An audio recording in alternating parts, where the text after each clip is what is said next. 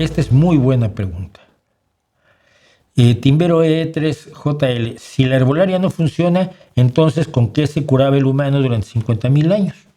No se curaba. O sea, a ver, no se curaba con algo externo.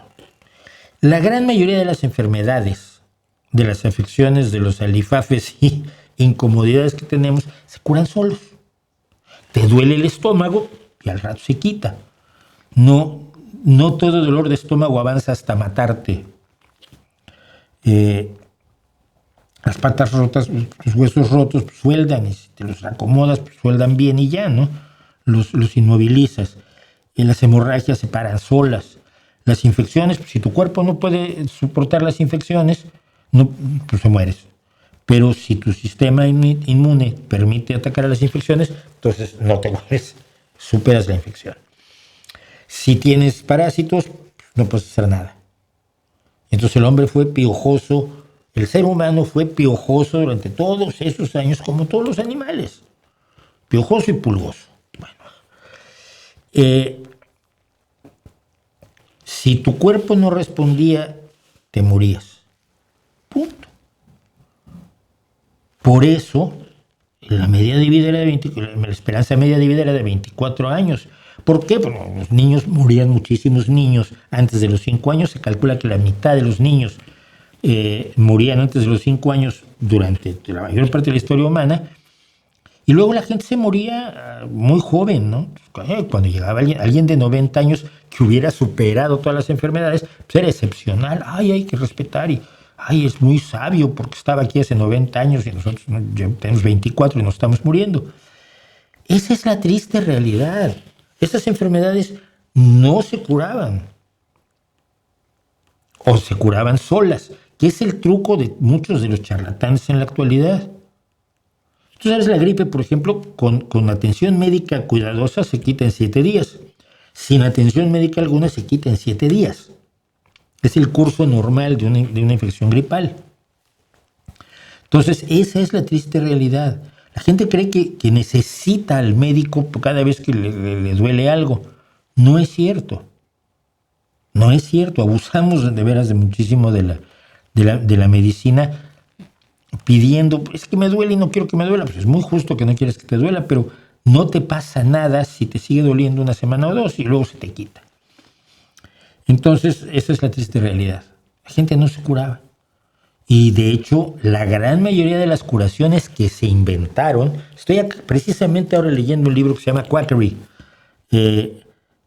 ¿Cómo se llama? Lo tengo en... Deja abrirlo porque lo tengo en Kindle aquí. No, el Kindle no lo tengo aquí.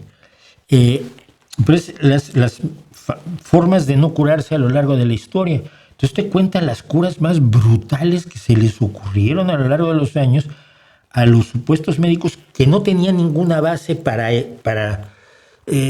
encontrar esa terapia. Se les ocurría. Eran como filósofos de la medicina. A mí se me ocurre que sudando vas a bajar de peso. ¡Ay, qué bien! Pues vamos a sudar un montón. Sí, porque sudas la grasa. No, sudas agua. El peso que bajas es agua que soltaste y por lo tanto vas a acabar con sed y vas a beber y vas a volver al peso. No, sudando no se quita, no se baja de peso. No, el mercurio no cura nada. Pero se aplicó mercurio durante siglos y la gente moría por envenenada por mercurio. Se aplicaban todo tipo de absurdas terapias que no servían para nada y que mataron gente además a lo largo de toda la historia. Cuando la gente adora, por ejemplo, a un médico, Hipócrates y Galeno, tendrían que ir a ver las terapias que recomendaban estos señores, porque su ignorancia era absoluta, no sabían cómo funcionaba el cuerpo humano, no sabían cómo funcionaba la química del cuerpo, no sabían cómo funcionaba nuestra fisiología, no sabían lo que era una infección, lo que era un microbio patógeno, lo que era una enfermedad genética. Cosas muy observables, pues las veían, las observaban y no las podían curar, como el cáncer, ¿no? Sí, observabas que crecía un tumor y que ese tumor tenía pues, una venosidad, un riego